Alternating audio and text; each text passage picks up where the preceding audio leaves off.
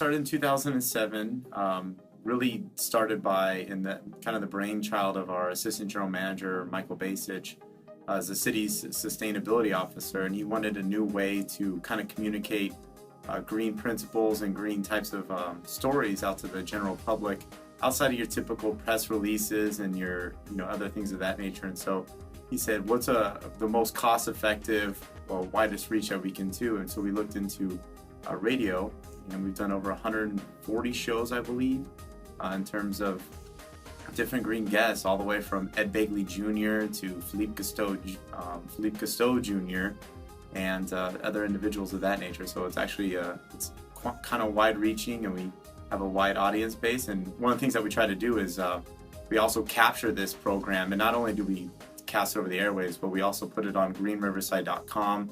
You can find it as a podcast on iTunes as an RSS feed, and you can download it and kind of have it automatically uploaded to your playlist. And so this was kind of a good way for us to cost effectively reach a different kind of market and a different medium to communicate the green stories of Riverside through.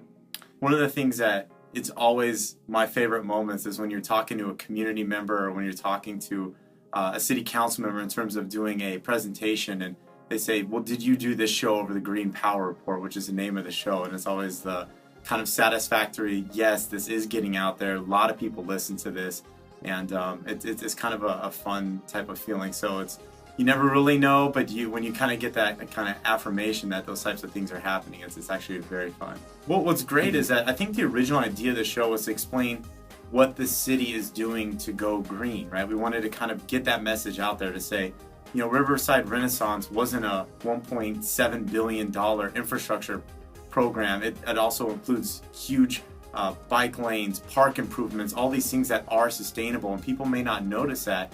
And gradually over time, some of the feedback that we got was kind of like, well, what can we do? Or what else is going on? And so we started kind of looking at other areas, neighborhoods, and that's when you start getting to people like Ed Begley Jr., where he talks about life with Ed, and he talks about how he's going green.